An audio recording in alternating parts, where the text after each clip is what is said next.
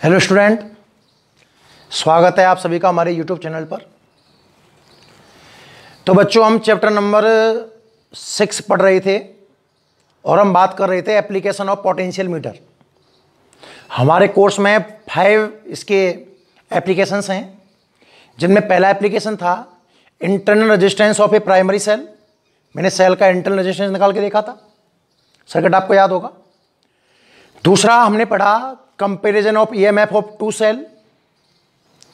तीसरा एप्लीकेशन हमने जाना find out the value of unknown resistance. और चौथा एप्लीकेशन मैं आपको कल पढ़ा चुका था calibration of voltmeter. Calibration of voltmeter.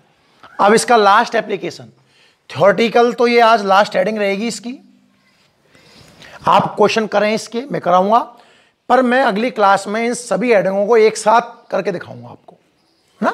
कल वापस से भी थ्योरी पढ़ाऊंगा, जितनी भी हेडिंगें हैं सबको एक साथ लेके दिखाऊंगा, क्योंकि ये थोड़ी आपस में मर्ज होंगी एक तरीके से, ना। तो तब तक आप क्वेश्चन करते रहें। जो लास्ट इसका एप्लीकेशन है वो है बच्चों calibration of ammeter. Calibration of ammeter समझिएगा ध्यान से। अगर आपको कैलिब्रेशन ऑफ वोल्टमीटर समझ में आ गया है ना, तो ये मान लो कि 1% भी इसमें अब नया नहीं है। कैलिब्रेशन ऑफ वोल्टमीटर में से ही चीजों को हटाऊंगा और वहीं कुछ ना कुछ उसमें से ऐड कर दूंगा। देखिएगा बच्चों, कैलिब्रेशन ऑफ अमीटर की डेफिनेशन तो आपको याद हो गई होगी शायद। भाई, कैलिब्रेशन का मतलब क्या होता है कि जो एररलेस रीडिंग है, एररफुल रीडिंग है उसको पोटेंशियल मीटर से करेक्ट करना। क्योंकि पोटेंशियल मीटर जो वैल्यू नापती है बिल्कुल एक्यूरेट नापती है। तो जैसा कि मैंने आपको कल बताया कि कैलिब्रेशन ऑफ वोल्टमीटर क्या होगा कि वोल्टमीटर ने जो रीडिंग ली है उसे पोटेंशियल मीटर की रीडिंग से चेक करना कि कितनी एरर है, उस चीज को बोलते हैं कैलिब्रेशन ऑफ वोल्टमीटर। तो कैलिब्रेशन ऑफ मीटर क्या होगा कि टू डिटरमाइन, या इसको ऐसे बोलते हैं कि करेक्ट करना एक तरीके से अमीटर की रीडिंग को with help of potentiometer. कैसे करेंगे अब ध्यान से देखिएगा आप। भाई, पोटेंशियल मीटर चर्चा में है तो प्राइमरी सर्किट तो बनना है, तय है। ये हमने वायर ले लिया। अब तो ये सारी बातें आपको अच्छे से याद हो गई होंगी भैया कि पोटेंशियल मीटर का वायर होता है 10 मीटर लॉन्ग वायर, 10 राउंड में लगा होता है। वायर अलॉय का है, अलॉय मैग्नीन, यूरेका, कॉन्स्टेंटन। क्योंकि इसकी रजिस्टिविटी हाई और टेम्परेचर कोफिशिएंट लो होता है, वो सारी बातें पता होंगी। आप चाहें तो इस वायर की लेंथ कम ज़्यादा भी कर सकते हो। कम कर दोगे तो सेंसिटिविटी कम हो जाएगी, वो सारी बातें आप जानते हो। वायर लिया, वायर में करंट फ्लो करना है तो आपने एक बैटरी लगा दी, ईपी, प्राइमरी सर्किट की बैटरी। इसकी वजह से प्राइमरी सर्किट में ही करंट फ्लो हो सकता है। यहां पर आपने एक की लगा दी के, and this is rheostat RH। उम्मीद है प्राइमरी सर्किट में तो आपको कोई टेंशन होगी ही नहीं, अब बहुत बार बनाया है। सेकेंडरी कैसे बनेगा अब हम विचार करते हैं। हेडिंग क्या पढ़नी है? Calibration of ammeter. तो सीधी सी बात है सर जी कि जो सेकेंडरी सर्किट है उसमें आप अमीटर जोड़िए। भाई, जिस चीज को मेजर करना होता है उसे आप सेकेंडरी सर्किट में तो जोड़ोगे। अगर आपको सेल का इंटरनल रेजिस्टेंस निकालना था तो जिस सेल का आपको इंटरनल रेजिस्टेंस फाइंड आउट करना है उसे सेकेंडरी सर्किट में जोड़ा जाता है। अभी आपको कंपैरिजन करना है सेलों का, तो 2 सेल आपने सेकेंडरी सर्किट में जोड़े थे। आपको रेजिस्टेंस निकालना है तो रेजिस्टेंस को एक नॉन रेजिस्टेंस के साथ सीरीज में सेकेंडरी सर्किट में जोड़ा गया था। कल आपने कैलिब्रेशन ऑफ वोल्टमीटर पढ़ा तो एक वोल्टमीटर को आपने सेकेंडरी सर्किट में जोड़ा। और आप जानते हो कि वोल्टमीटर को तो सर रेजिस्टेंस के पैरेलल में जोड़ सकते हैं, तो मैंने एक RV लिया रेजिस्टेंस के रूप में और उसके पैरेलल में क्या जोड़ दिया मैंने? वोल्टमीटर। आज क्या पढ़ना है बच्चों? Calibration of ammeter. अच्छा, तो सेकेंडरी सर्किट में हमें क्या जोड़ना है? अमीटर जोड़ना है। जोड़िए सर अमीटर। तो बच्चों फिर मेरे पास तो वही बात, भाई अमीटर कैसे जोड़ दूं? अमीटर तो अमीटर तो रेजिस्टेंस के सीरीज में जुड़ता है, वोल्ट मीटर रेजिस्टेंस के पैरेलल में और अमीटर रेजिस्टेंस के सीरीज में। और आपको पता है क्या पता है आपको, मैं रेजिस्टेंस ना लेकर रेजिस्टेंस बॉक्स ले सकता हूं क्या? आप समझना, इसमें कुछ गलत बढ़ा रहा हूं, पहले मैं समझिए, आप पहले जो मैं कहूं बातों को समझो आप तो। और इसके सीरीज में सर जी एक अमीटर जोड़ दो, बिल्कुल मजा आ गया, ये मान लो एकदम बिल्कुल कॉन्सेप्ट एकदम बिल्कुल सही है, रॉन्ग नहीं है, आप समझें। रॉन्ग का मतलब ये नहीं है आप समझे नहीं इसको, इसी में से कॉन्सेप्ट बनेगा बच्चों। प्राइमरी हम बना चुके हैं, सेकेंडरी सर्किट बनाना है, तो अकॉर्डिंग टू हेडिंग हमें अमीटर का कैलिब्रेशन करना है। अब अमीटर का कैलिब्रेशन करना है तो सेकेंडरी सर्किट में अमीटर लगाना होगा, और अमीटर ऐसे थोड़ी अमीटर को बोल दिया जा अमीटर सेकेंडरी सर्किट में लग जा, और अमीटर भाई साहब जाके सेकेंडरी सर्किट में लग गया, थोड़ी होता है भाई, रेजिस्टेंस के सीरीज में। और रेजिस्टेंस की जगह हम रेजिस्टेंस बॉक्स यूज कर सकते हैं। अब सर जी जैसे आपने रेजिस्टेंस की बात की है ना, देखो तो ये जब काम करेगा जब इसमें करंट फ्लो करने के लिए बैटरी होगी,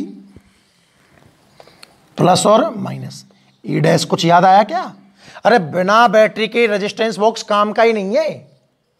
जैसे ही सेकेंडरी सर्किट में रेजिस्टेंस की बात हो जाती है, मुझे बैटरी की रियोस्टेट पूरा सेटअप जोड़ना होता है। इसको ऑन ऑफ करने के लिए सर तो इसको K1 नाम दे दो, ऐसा करो इसे K2 नाम दे दो, एंड इन रियोस्टेट इसको RH1 कह दो, इसको RH2 कह दो। बताइए कहानी समझ में आई कि नहीं आई? यहां तक देखते जाइए धीरे धीरे, और धीरे धीरे आपको पूरी कहानी समझ में आ जाएगी, ठीक है ना भाई? तो ये तो सर बिल्कुल कल की तरह ही है।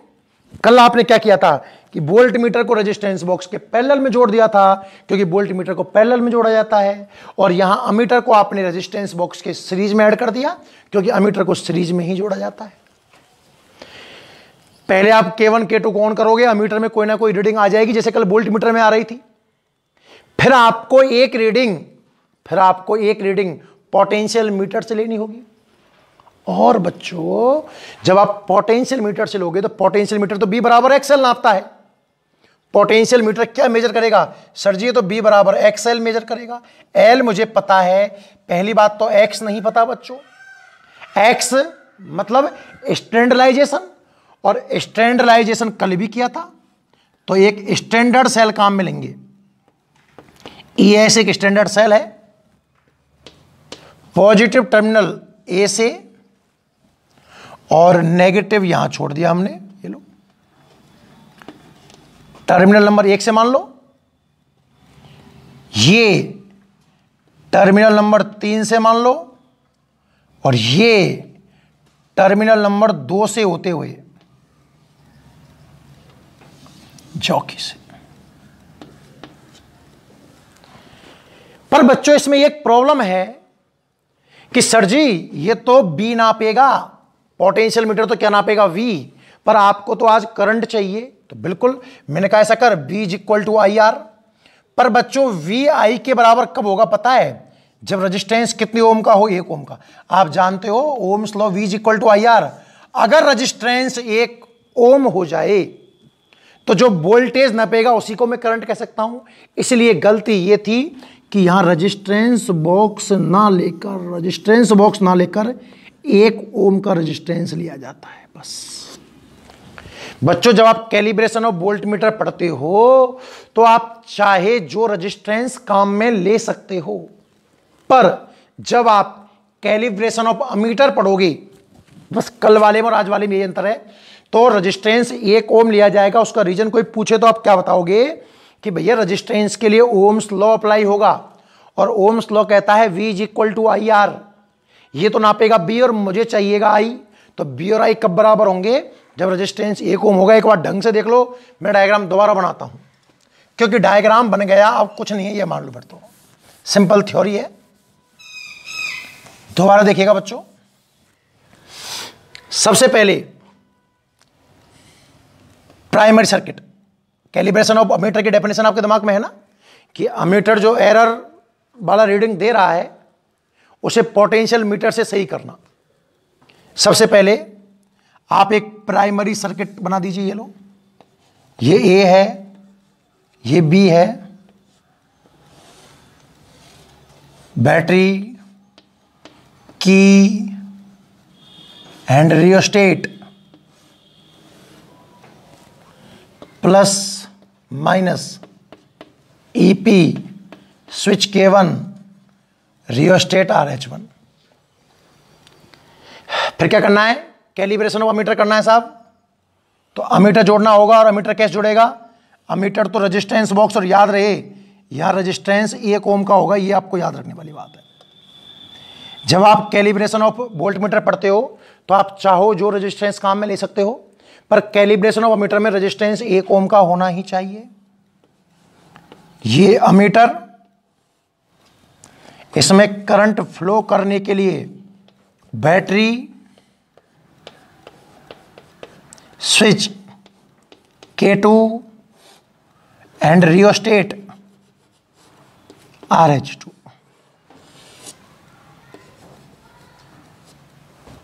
क्लियर है भैया तक, है ना? अब आपको स्टैंडर्डाइजेशन करना पड़ेगा। तो एक स्टैंडर्ड सेल किसे कहते हैं जानते हैं ना आप? जिसका EMF फिक्स हो और हमें पहले से पता हो, पॉजिटिव A से और नेगेटिव 2 की के टर्मिनल नंबर 1 से, ये टर्मिनल नंबर 3 से, और ये टर्मिनल नंबर जो 2 है वो गैल्वेनोमीटर के J से होता है। यहां तक उम्मीद करता हूं अब आप लोगों को ये ढंग से समझ में आ गया होगा। तो वर्किंग मैं आपको नोट्स व्हाट्सएप कर चुका हूं पहले से ही ना, तो आप उसमें से लिख लेना, सिंपल है। प्राइमरी तो लिख ही लोगे आप। सेकेंडरी सर्किट के लिए हम क्या करते हैं कि एक अमीटर को 1 ओम रेजिस्टेंस के सीरीज में जोड़ते हैं। करंट फ्लो के लिए बैटरी की रियोस्टेट जोड़ देते हैं। स्टैंडर्ड सेल का पॉजिटिव A से, नेगेटिव 2 की से, और 2 की जॉकी से होते हुए, 2 की गैलोमीटर्स होते हुए जॉकी से। आप देख लेना। वर्किंग की बात करता हूं बच्चों। तो वर्किंग में फर्स्ट ऑफ ऑल K1 और K2 को ऑन किया जाएगा, और जैसे ही हम K1 और K2 को ऑन करेंगे, in primary and secondary circuit current flow as shown in figure. जैसा कि आपको फिगर में दिख रहा है, इसके अकॉर्डिंग करंट फ्लो हो जाएगा। और जैसे ही करंट फ्लो होगा तो अमीटर कोई ना कोई रीडिंग देगा। तो आप मान लो let reading in ammeter is I। अरे अमीटर कुछ ना कुछ तो करंट बताएगा ना, 1 एम्पियर 2 एम्पियर जो भी बताएगा, ठीक है। अब क्या करेंगे? 2 की को इंसर्ट करेंगे बिटवीन 1 एंड 2। जो 2 की है इसे कहां इंसर्ट करेंगे बच्चों?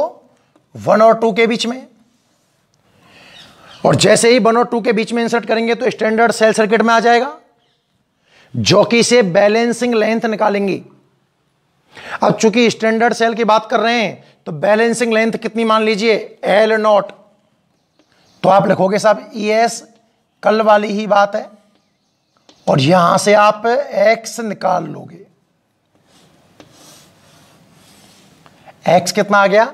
ES upon L0। ये समझ में आया कि नहीं आया भाई? सबसे पहले आपने K1 K2 ऑन किए प्राइमरी और सेकेंडरी सर्किट में, as shown in figure, current flow होने लग गया। फिर आपने 2 की को इंसर्ट किया 1 और 2 के बीच में, बैलेंसिंग लेंथ निकाली।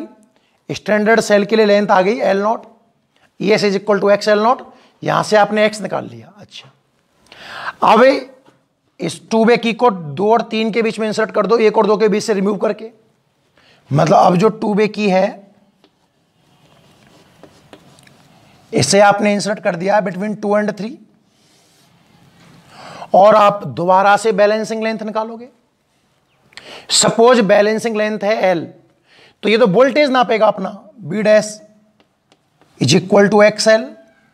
पर चूंकि जो रेजिस्टेंस है वो 1 ओम है, इंपॉर्टेंट बात। और रेजिस्टेंस अगर 1 ओम है तो आप इस वोल्टेज को ही करंट का नाम दे सकते हो। X आप पहले निकाल चुके हो, ES अपॉन L0 इंटू में L। कुछ बात समझ में आई? अमीटर की रीडिंग कितनी आई बच्चों? I। और ये जो रीडिंग आई है ये आई है बाई पोटेंशियल मीटर। बोलिएगा बाई पोटेंशियल मीटर। अब मीटर की वैल्यू कितनी आई है आई, और पोटेंशियल मीटर से कितनी आई है आई डैश। तो अब आप कंपेयर कर लो, डेल्टा आई निकाल लो, आई माइनस आई डैश जो भी है। इस तरीके से आप चेक कर सकते हो कि अमीटर ने जो रीडिंग दी है वो कितनी करेक्ट है या उसमें कितनी एरर है। क्लियर है? उम्मीद करता हूं बच्चों यहां तक आपको इस चैप्टर समझ में आ गया होगा। इसी के साथ में आपका चैप्टर नंबर 6 समाप्त होता है ना। अभी 2 क्लास और लेंगे, इसमें क्वेश्चन भी कराएंगे और कल ये जितनी भी हेडिंग है सबको एक साथ पढ़ाएंगे भाई। तो आप एक बार घर इन सबको ढंग से पढ़ के देख लें, ठीक है? नोट कर लो।